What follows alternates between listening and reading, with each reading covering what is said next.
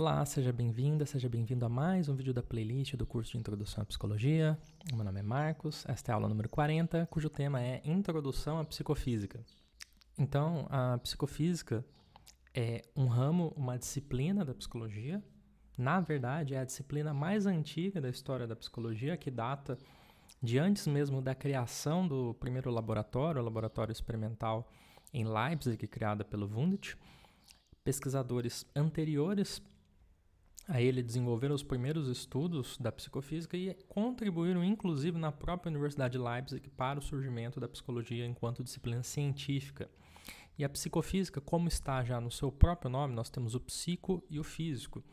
É uma disciplina que busca tentar fazer um mapeamento das relações entre características ou atributos do mundo físico com características do mundo psicológico, ou seja, tenta fazer esse mapeamento, entre os dois mundos. Eu tenho atributos do mundo físico que a ciência da física, por exemplo, já consegue mensurar, por exemplo, comprimento de objetos, e eu tenho os atributos psicológicos, que é a nossa percepção de tamanho das coisas, se as coisas são maiores ou menores, mais compridas ou mais curtas, sem lançar mão, por exemplo, de uma régua. E eu posso tentar mapear qual é a natureza dessa relação. Então aqui eu estou trazendo um outro exemplo relativamente simples. No mundo físico nós temos a descarga elétrica, que é uma propriedade do mundo físico e nós podemos quantificar os atributos da eletricidade graças aos desenvolvimentos da física. Mas nós também podemos mensurar a dor. O quanto de dor que uma pessoa sente ao receber uma descarga elétrica. E nós podemos intensificar essa descarga elétrica e podemos tentar quantificar o relato das pessoas em termos de dor. Será que se aumentar uma unidade de descarga elétrica, essa pessoa vai reportar um aumento de uma unidade de dor? Será que o mapeamento é de 1 para 1? E eu vou tentar descrever essa relação. E aí nós voltamos lá para o mundo da matemática, do ensino médio, do ensino fundamental, em que nós temos as funções. Qual é a função que faz o mapeamento de atributos do mundo físico com atributos do mundo psicológico? Tá? É uma das coisas que os psicofísicos tentaram e tentam fazer até hoje. Por exemplo, aqui eu vou utilizar a letra Φ para representar o mundo físico e a letra Psi para representar o mundo psicológico, ou seja, algo do mundo físico pode ser o comprimento das coisas, pode ser a descarga elétrica, pode ser o sabor, pode ser qualquer coisa do mundo físico que nós desejamos estudar. Aqui eu vou falar genericamente porque eu não estou trazendo um caso concreto. E aqui é a percepção psicológica. Então eu posso aumentar a luminosidade de uma sala, seria o atributo físico, e a percepção de brilho das pessoas seria o atributo psicológico, o quanto que as pessoas sentem que a sala está brilhante, está iluminada. Nesse gráfico aqui, nós vamos aumentando. Então, se eu pensar que aqui tem um atributo físico e da esquerda para a direita ele aumenta, eu estou aumentando o atributo físico e o atributo psicológico não está se modificando. A resposta não se modifica, ou seja, eu tenho uma função constante aqui. Para qualquer valor do conjunto aqui, dos elementos pertencentes ao conjunto Φ, o conjunto Psi volta o mesmo valor. Não parece muito lógico, né? Será que se eu colocar, por exemplo, uma colher de açúcar no café, eu vou sentir que ele está doce no nível 3. Esse nível 3 é um nível arbitrário aqui, um valor que eu estou inventando. Se eu colocar 2 colheres de açúcar, eu vou continuar achando igualmente doce. Se eu colocar 5 quilos de açúcar no meu café, eu vou continuar sentindo ele igualmente doce, tal como quando eu coloquei apenas uma colher de açúcar. Não faz sentido. Mas pode ser que seja em algum caso, não sei. A gente pode investigar para tentar descobrir se a relação é essa. Um segundo exemplo de relação, uma relação linear, né? Para cada unidade em que aumenta o meu estímulo físico, aumenta no atributo psicológico ali uma unidade também. Então eu tenho uma equação da reta, né? Ou uma equação de primeiro grau que nós aprendemos ali na 7ª série, 8ª série. Ok? É uma possibilidade. Vai ser assim? Não sei, depende do caso, vamos estudar. Mas aqui eu estou tentando mostrar essa ideia de mapeamento das relações dos dois mundos. Estou tentando descrever isso por meio de aspectos de forma quantitativa, utilizando a linguagem matemática para descrever qual é a natureza dessa função. Se a natureza for uma função linear, uma função constante, exponencial, logarítmica, isso vai me dizer algo sobre como aquele aquela função sensorial foi selecionada, né, ao longo da história da espécie. Isso pode ser informativo para entendermos um pouco mais o nosso funcionamento, né?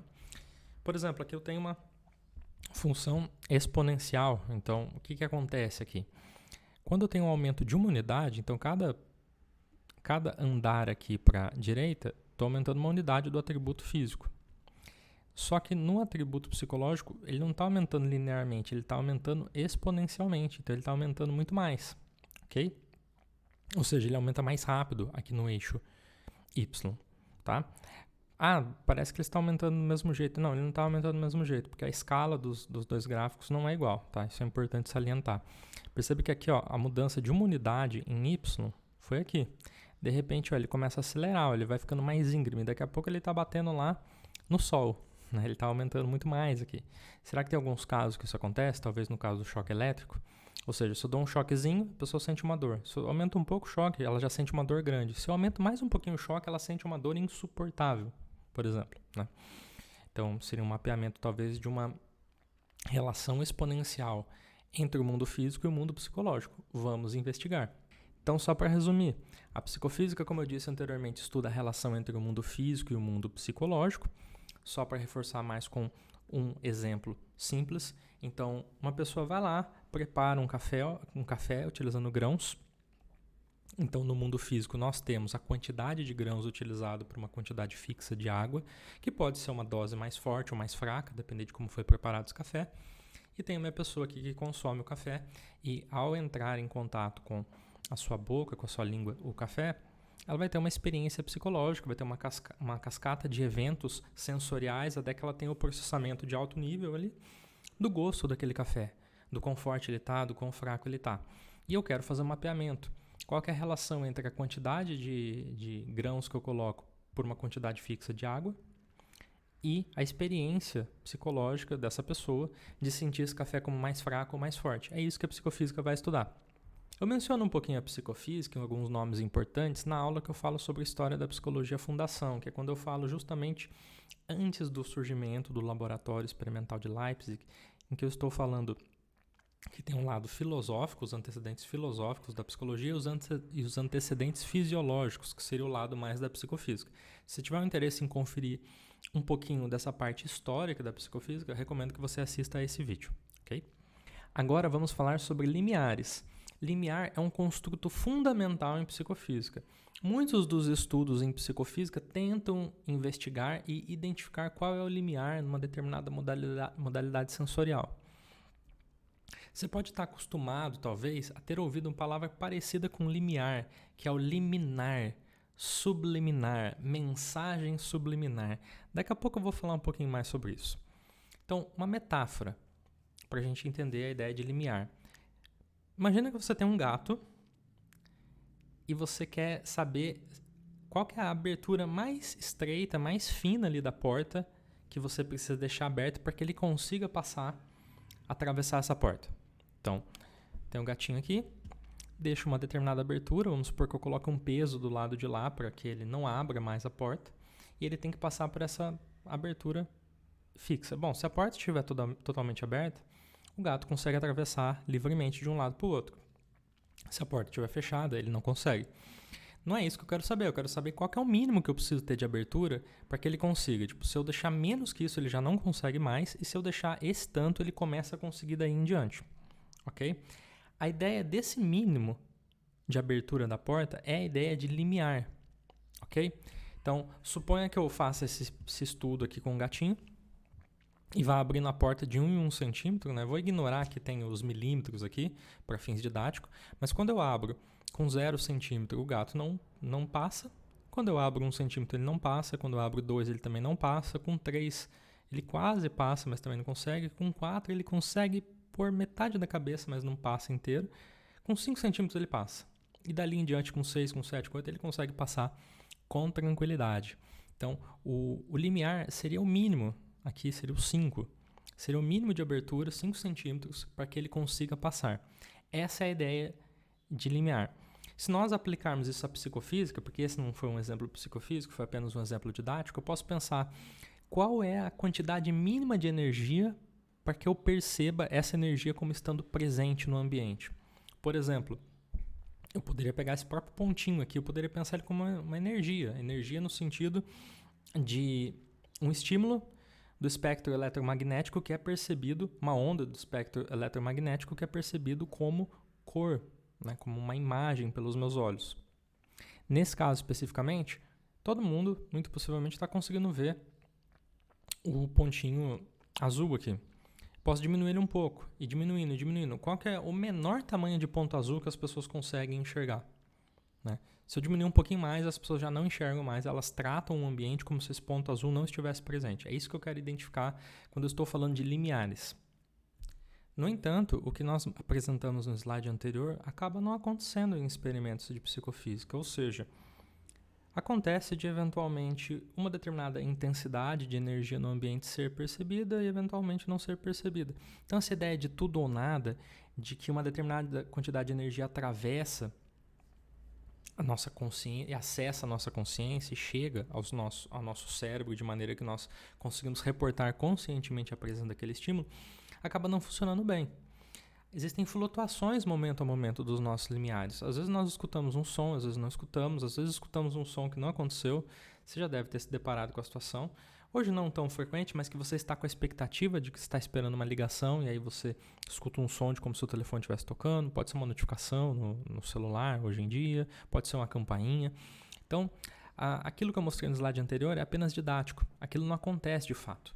E aí nós temos uma definição estatística do limiar, falando especificamente aqui de limiar absoluto, porque nós temos também limiar de diferença. Em relação ao limiar absoluto, ele vai ser o valor do estímulo físico que é detectado em 50% das tentativas, ou seja, eu estou dando uma definição probabilística para o limiar, ou estatística, né, e não mais uma definição de tudo ou nada. Então o que acontece? Peguei meu gatinho lá. Quando eu deixei a abertura de 0 centímetro, a porta fechada, ele definitivamente, a probabilidade dele passar é 0. Não consegue passar. Quando eu deixo 10 centímetros, a probabilidade é 1. Ele sempre passa. Okay? E na medida em que eu vou fechando essa abertura, né, coloquei valores extremos aqui, o gato teria que ser bem grandinho para com 9 centímetros eventualmente ele não conseguir passar. Mas somente didático isso. Tá? Na medida em que eu vou fechando essa abertura, vou deixando ela mais estreita, eventualmente o gato consegue passar, eventualmente ele não consegue passar. Por exemplo, aqui com 6 centímetros ele passa em aproximadamente 78, quase 80% das vezes ele consegue passar, mas as outras 22 ele não consegue passar, ok? Então, eventualmente ele consegue, eventualmente ele não consegue. Vai ter um ponto especial nesse gráfico, que eu estou destacando ele aqui, por uma linha pontilhada vermelha no eixo horizontal e outra no eixo vertical, mostrando o cruzamento, que esse é o limiar, essa é a definição estatística de limiar. O limiar é o valor do estímulo físico, no caso o estímulo físico aqui seria a abertura da porta, mas poderia ser qualquer outra coisa que a gente esteja falando, em termos de psicofísica, em que em 50% das vezes, que é o valor exato de probabilidade de 0,50, em que o gato consegue passar, seria a abertura de 5 centímetros. Então aqui eu tenho um gráfico, eu poderia até plotar isso daqui, uma função, né, que seria atravessando esses pontos aqui. Tá? Essa função minha aqui está perfeita, tá? Os dados estão perfeitos, porque eu inventei, obviamente. Eventualmente isso não vai acontecer, ou seja, as bolinhas não vão cair exatamente nessa função, as bolinhas, uma cai um pouquinho mais para cima, a outra cai um pouquinho mais para baixo, mas aí nós utilizamos um procedimento matemático de tentar encontrar essa curva aqui, ok? Essa curva é encontrada por meio de um procedimento matemático. Eventualmente, nós não temos a bolinha no 50. Eventualmente, não vai ter nenhuma bolinha batendo no 50 aqui, porque a gente não tentou todos os valores. Por exemplo, não tentei 5,5 centímetros, não tentei 6,5 centímetros. Mas aí, estatisticamente, nós conseguimos encontrar o limiar por meio de um procedimento estatístico, que seria o valor previsto quando ele bate 0,50 é para um determinado valor de abertura da porta. E aí nós conseguimos estimar ali o nosso limiar absoluto, ok? Então agora eu vou falar sobre 3 questões fundamentais da psicofísica, que a psicofísica e os métodos psicofísicos buscam responder por meio de seus experimentos. Primeiramente, a questão da detecção. Eu vou dar aqui de uma maneira muito simplificada exemplos que não são necessariamente relacionados aos experimentos conduzidos na área, mas é só para ajudar vocês a entender as ideias. A questão da detecção seria mais ou menos a seguinte: eu consigo perceber essa bagaça? Então, mostre para os participantes uma formiga. Você consegue ver uma formiga aqui? Mesmo que você não consiga distinguir que é uma formiga, mas você está vendo que tem um objeto aqui que eu vou chamar de formiga. Consegue ver a formiga ainda? Diminuiu o tamanho dela. Consegue detectar ainda a presença dela? E aqui, você consegue detectar? E aqui, ó, ela ainda está aparecendo aqui, bem acima do meu laser. Algumas pessoas talvez já não consigam detectar aqui, se elas não têm uma acuidade visual um pouco menor. E posso ir gradativamente diminuindo o estímulo até que eu encontre o ponto em que se eu diminuir uma unidade no tamanho dela, a pessoa diz que não viu. E se eu aumentar uma unidade, a pessoa diz que viu. Evidentemente, isso não vai acontecer de maneira determinística, vai acontecer de maneira probabilística, como eu mostrei no exemplo do gato e das aberturas de portas, mas aí eu tento, por meio de um procedimento estatístico, identificar qual é o valor mínimo do tamanho de formiga para que eu detecte essa formiga. Isso é muito utilizado, por exemplo, em procedimentos clínicos, como audiometria, em que as pessoas fazem um procedimento para ver se elas, qual é a acuidade delas em termos auditivos no ouvido esquerdo, no ouvido direito, e você detecta se a pessoa teve algum prejuízo. Por exemplo, uma pessoa que trabalhou muitos anos num ambiente muito ruidoso e pode ter tido prejuízos clínicos irreversíveis. E isso é importante. É uma questão da detecção. A pessoa consegue reconhecer sons acima de determinado valor, abaixo de determinado valor, determinada frequência, né? Posso tentar avaliar isso por meio de questões da detecção, ou seja, tem uma aplicação clínica muito importante. A questão da diferença é, consigo perceber que x e y são coisas diferentes, sendo que x e y aqui seriam dois estímulos quaisquer. Eu dei um exemplo aqui simples e bobo, na verdade, que é, eu consigo reconhecer que Coca-Cola e Pepsi são coisas diferentes? Ou num teste cego, por exemplo, em que eu coloque em copos Coca-Cola e Pepsi, e não coloque os rótulos. As pessoas conseguem acertar com The Coca e com The Pepsi? Bom, eu não sei, eu não tomo Coca-Cola nem Pepsi. Esse nem é um exemplo muito bom, tá? Mas um exemplo que a gente pode estudar se as pessoas conseguem reconhecer. Vou dar um exemplo aqui, a letra P e a letra B. P, B. Eu posso degradar esses estímulos para o P, P, P, P, P, B, B, B, B, B, B, um som ficar cada vez mais próximo, então eu ter níveis intermediários de P para B. E ver qual que é o mínimo de diferença em que tem que ter uma articulação do P e do B para as pessoas reconhecerem como sendo estímulos distintos. Um é P e outro é B. Se a articulação for muito próxima, talvez os dois caiam categoricamente como P e P, ou B e B. Okay? Seria um exemplo também. Posso pegar duas linhas, por exemplo, e avaliar se as pessoas conseguem reconhecer duas linhas, se elas são do mesmo comprimento ou não. Um exemplo que a gente tem, que eu poderia ter colocado no slide, mas é esse daqui. Ó. Vai ficar horrível isso daqui, mas é a chamada ilusão de Miller-Lyer. Né? Que isso daqui era para ser uma reta, e era para ser duas retas do mesmo tamanho. Tá? Faz de conta que elas são do mesmo tamanho, e que se eu coloco duas setas assim... Nossa, mas isso daqui ficou horrível, hein, Marcos? Versus se eu coloco duas setas assim. Olha que beleza. Com uma bosta. Mas enfim, as pessoas têm a tendência a perceber essa de baixo como mais comprida do que essa de cima, simplesmente por conta da maneira como eu coloquei esses símbolos de maior e de menor aqui. Okay? E aí eu posso tentar identificar quanto que eu tenho que aumentar essa linha aqui para eu chegar num ponto de igualdade subjetiva, ou seja, um ponto em que eu percebo as duas linhas como tendo o mesmo tamanho, muito embora a linha de cima seja maior do ponto de vista físico. E eu posso estudar isso, que é uma questão da diferença. Okay? E, por fim, a questão da gradação, que seria a seguinte: como diferenças no ambiente se traduzem em diferenças psicológicas? Vou dar um exemplo bobo aqui. Por exemplo, dou para os meus participantes uma dose de café com uma quantidade fixa de pó ou de grãos, e falo para o participante, toma um golinho. Essa dose que você tomou, ela tem valor 10. Esse 10 não tem nenhum significado, tá? Mas é 10 numa escala de mais forte e mais fraco. A partir de agora, você vai tomar outras doses de café e com base nessa dose que você tomou, que você sentiu se está forte, se está fraca, de valor 10, eu quero que você julgue a próxima. Que valor que você daria para ela? E aí o participante vai lá e toma, ele não vai saber, no caso que tem 2 grãos e aqui tem 1 grão, mas ele vai tomar, ele vai sentir que está mais forte, Então eu dobrei. Daqui tinha 1 grão de café, aqui tem 2. Será que o participante ele vai dizer 20 agora? Porque aqui era a dose 10 e tem 1 grão, aqui tem 2, ele vai dizer 20? Bom, se for linear, pode ser que sim. Se não for linear, pode ser que seja um outro valor. Eu posso tentar fazer esse mapeamento e depois identificar uma função matemática que descreva para outras doses qual é o padrão e qual é a gradação ali, a relação entre o mundo físico e o mundo psicológico. E aí nós podemos chegar, no caso da questão da gradação, nas tentativas de fazer os mapeamentos, como eu disse aqui. Mapeamento linear, um mapeamento exponencial, um mapeamento logarítmico que vai tentar descrever a relação matemática entre o mundo físico, aqui no eixo X, e o mundo psicológico, no eixo Y. Então, gente, esse é um vídeo introdutório sobre psicofísica. Eu vou falar nos próximos vídeos um pouco mais sobre psicofísica, um tema que eu acho fascinante.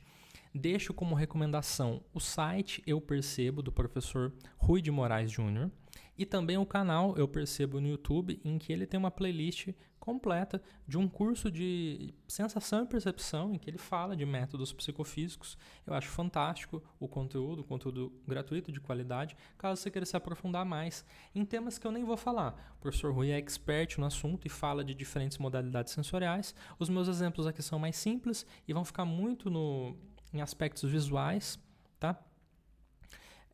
Mas ele se aprofunda em outras modalidades sensoriais. Então, se o seu interesse for se aprofundar, recomendo muito o material dele, que é muito bom, de verdade, e em língua portuguesa, ok? Então, por hoje era só. Agradeço a atenção de todos e até o próximo vídeo.